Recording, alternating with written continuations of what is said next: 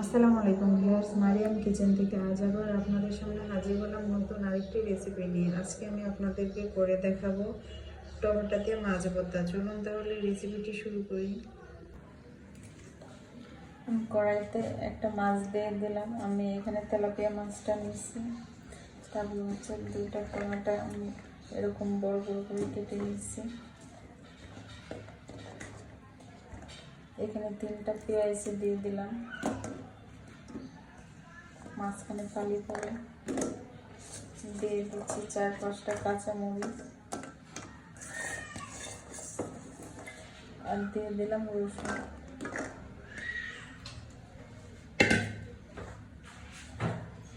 এগুলো সিদ্ধ হওয়ার জন্য আমি পানি দিয়ে দিচ্ছি।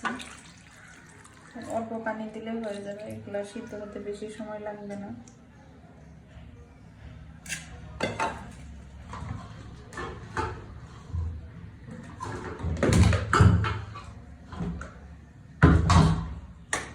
আমি এখন লবণ দিয়ে দিচ্ছি।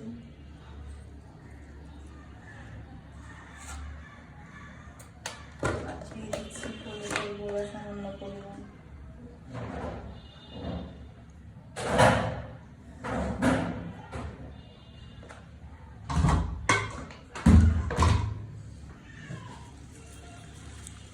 এখন হচ্ছে আমি একটা ঢাকনা দিয়ে এগুলো ঢেকে নেব, একদম পানিটা শুকায় যাবে। তারপর হচ্ছে আমি এগুলোকে সরিয়ে নিন। এখন হচ্ছে আগুন দিয়ে দিচ্ছি।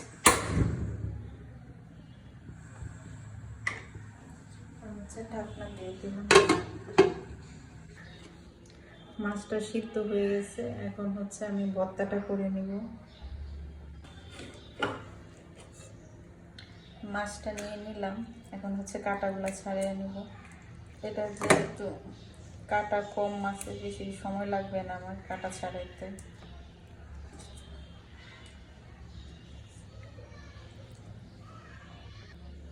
আর মাছটা কাঁটা ছাড়ানো হয়ে গেছে।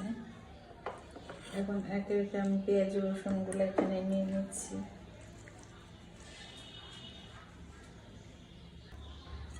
আমি ভর্তাটা কাঁচামরিচ দিয়ে করতেছি, আপনারা চাইলে এখানে শুকনো মরিচটাও ব্যবহার করতে পারেন।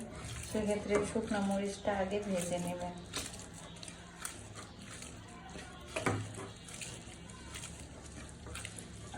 আমি সিদ্ধতে যেহেতু লবণ দিছি, তাই এখানে আর লবণ এক্সট্রা ব্যবহার করলাম না।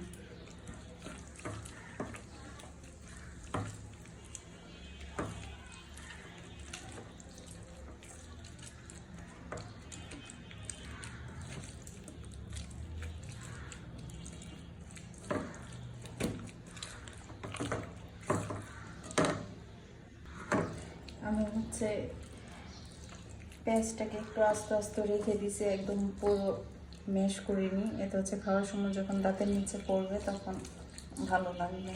এখন হচ্ছে মাছটা মিক্সড করে দিচ্ছি।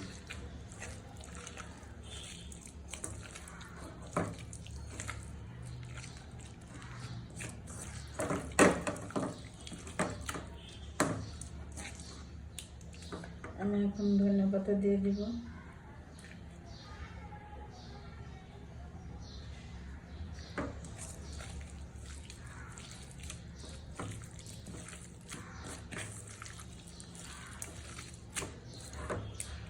এখন হচ্ছে আমি সরিষার তেল দিয়ে দিচ্ছি।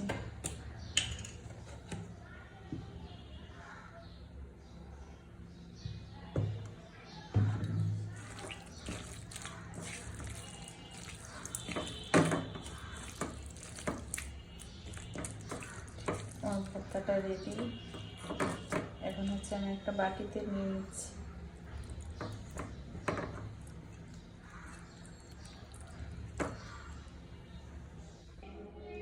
আমার তৈরি হয়ে গেল টমেটো দিয়ে মাছ ভর্তা। সবাই বাসায় এইভাবে ট্রাই করবেন, কেমন হয়েছে কমেন্টসে জানাবেন। ভিডিওটা ভালো লাগলে শেয়ার করে দেবেন। সবাই ভালো থাকবেন, সুস্থ থাকবেন, নিজের যত্ন নেবেন, নিজেকে ভালোবাসবেন, প্রাণ খুলে হাসবেন। আল্লাহ হাফেজ।